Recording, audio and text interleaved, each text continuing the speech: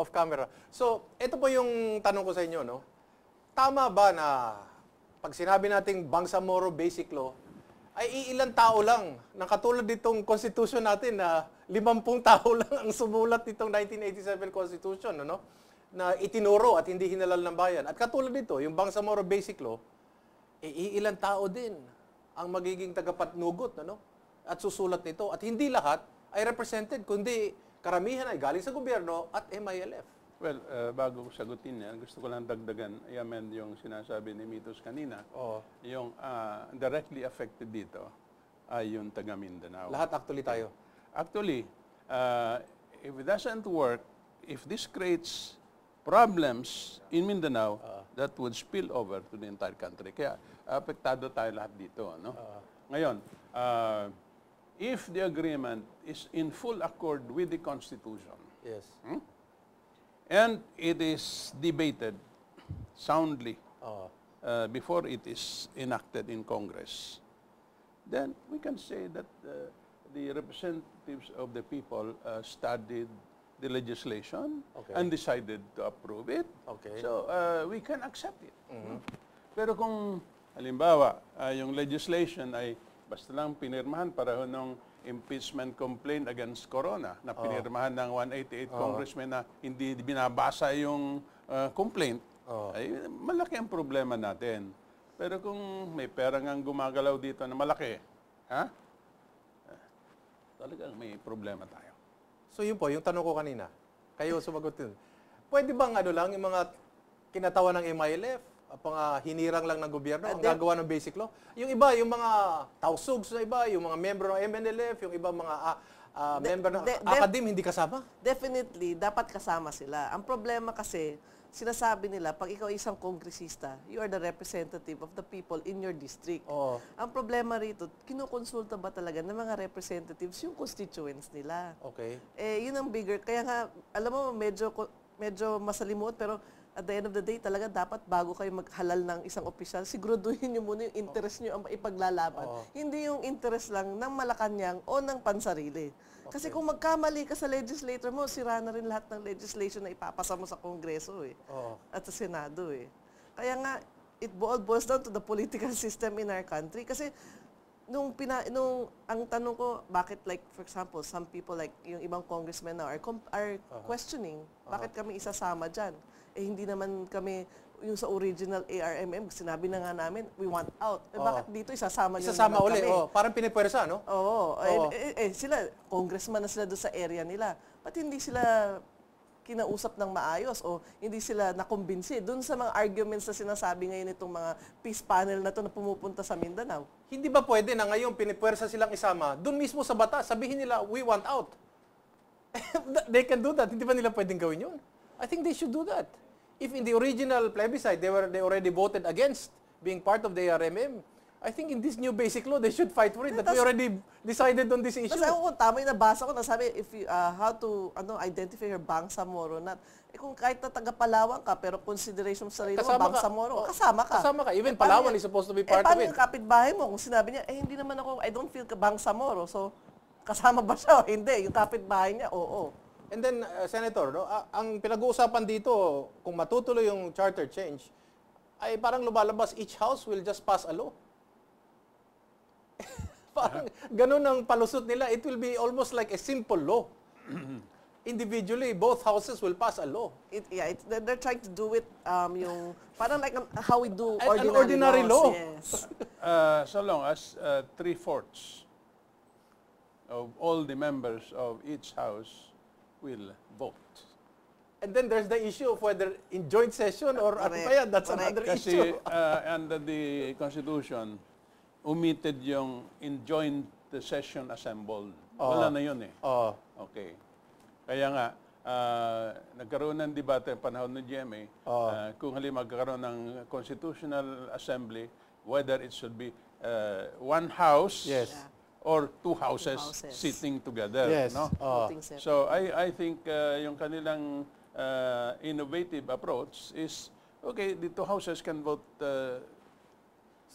separately where they are, provided the required number of votes is met. Okay. And then, of course, Magkakaroon ba ng by camion? No? But would this be like Pag, just ordinary legislation in short for such a very... pagkatapos, ang importante, yung plebiscito. No? Because whatever they pass there, kung hindi aprobado ng taong bayan, so it's not part of your constitution. Kaya lang, ang problema mo, yung plebisito mo, wala namang natatalo sa plebisito. Lalong-lalo na ngayon, kung PICOS ang gagamitin mo, wala na. Hindi, tapos, The electoral process. You will never know if that's really the sentiment of the people. tapos ang magbabantay sa botohan ay yung Bangsamoro Armed Forces din.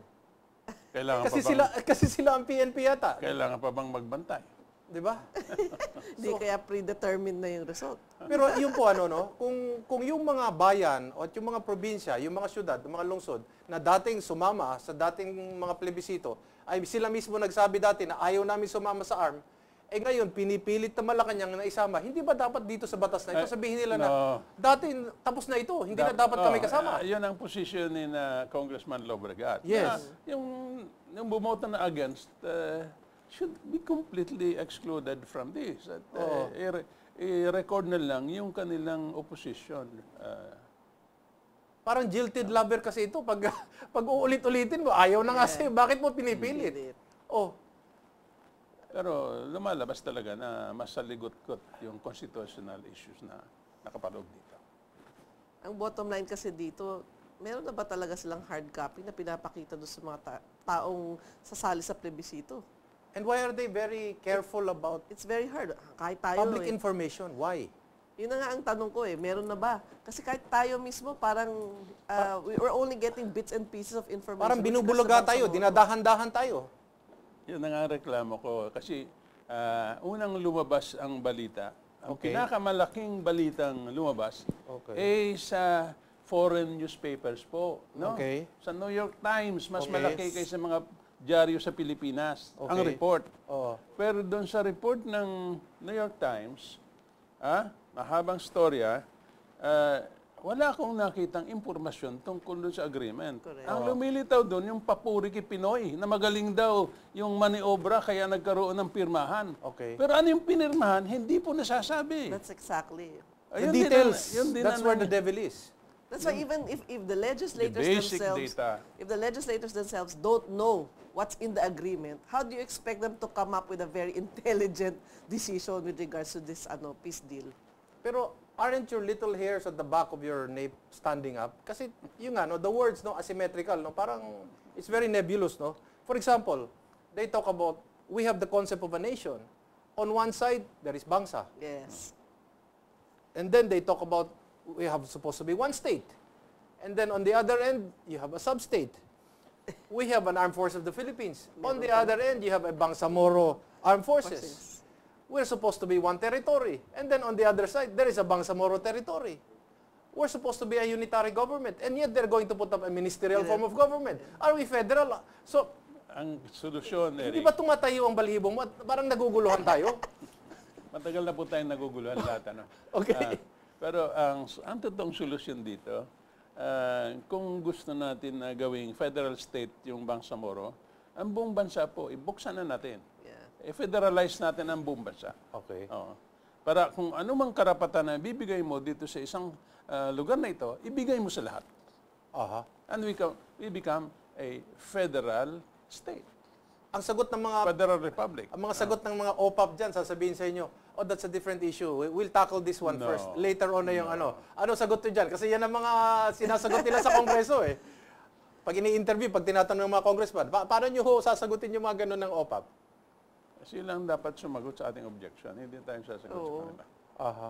They should convince us. Yun na nga mahirap pag kunyari, pag hindi rin yung mga mismong legislators, hindi sila interesado makinig pag may mga pandidig sa Kongreso. Talagang you'll get an ignorant decision. Answer also. Yeah. Sa usaping ito, Eric, ang kailangan naghahari ay ang katwiran. Okay. Hindi yung kapangyarihan. No? Okay. Pero sa lahat ng usapin, yung kapangyarihan nila ang umiiral hindi yung katwiran. Okay. Sinasabi ni Presidente Pinoy na yung mga tao ay may takot daw, may agam-agam dahil daw sa mga nakaraang karanasan. Pero dapat wag na nating ipasok ito yan sa usaping ito dahil those were the past. Bago ito. how important is the lessons of history, if any at all? Or this is something new and this one is really going to work? The temporal order is a continuum. May past, may present, may future, pero kabit-kabit po yan. Yeah, okay. Hindi mo pwedeng hati-hatiin yan. Ito, dito lang tayo, kalimutan natin ito, kalimutan natin yung mangyayari bukas. No, this is a responsible response to reality. Okay. And besides, the reaction of the people in Mindanao is a manifestation of what happened in the past. That's why ganyan ang you get varied reactions coming from them. Okay. Sa palagay ho ninyo, this is an experiment. In the 1987 Constitution, we had the ARMM, which, whether Malacanang accepts it or not, was the product of the 1987 Constitution, which was affirmed by the Corazon Aquino Constitution, of course. No? Yeah. That was also an experiment. Now, they're coming up with this new experiment. Would it be right to say that this administration is now saying that the ARMM failed, and therefore the handiwork of President Corazon Aquino was a failure? Tama ho ba yun? I'm just asking kasi hindi ako masyadong marunong po eh. Statement. Why would they replace it if it did not, in their opinion, fail? No? Okay. So sinasabi nila, the 1987 Constitution crafted by my mother with regards to the ARMM was a failure? Ganun ang sinasabi nila, in short? Yeah. There's no other way to interpret it. Pero ang problema dito, no? It's not, okay, they don't say it's a failure, pero yung body language and everything else, it's a failure, pero hindi pag-uusapan yung naging kausap ng Cory administration dito, which is the MNLF. Okay. And it's an existing reality. Correct. Anong gagawin mo riyan? That's the problem when you come up with something na you did not really consult everybody. Okay. It will continuously happen even in the future. Kung ganyan palagi, we only talk to certain groups and exclude the rest. Akala ko ba sabi nila ni Secretary Delas, this is an inclusive peace. We're talking to everybody. Malacanang is reaching out to everybody in the MNLF. So, it's not only the MNLF that they should reach out to. Okay. How about the tribal people living in that area? How about the Christians? Did they talk to them also? Did they talk to the other groups that are also, saan nanganak tong BIF?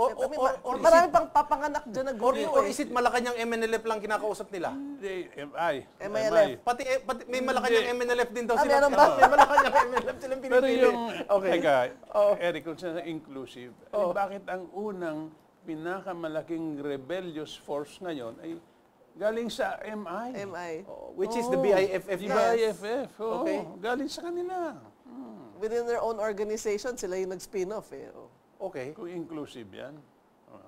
So is it possible? You follow the timeline.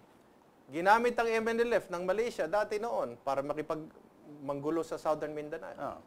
Nung napahinuhod natin si Normy Suari, naging gobernador, at nakita ng Malaysia na mukhang hindi na nanggugulo ang MNLF, nagbata sila ng iba. Sinisimplify ko na lang po ito para sa mga manonood natin. No? Nagkaroon ng MILF. Is it possible na ngayong mapapahinuhod na naman yung MILF at papayag sila na hindi magkaroon ng independence, ay iniisip ng Malaysia, kailangan meron tayong fire exit dito. Ayusin na naman natin itong BIFF kasi baka kakailanganin natin ito sa kinabukasan. Is that a fair and a sober assessment?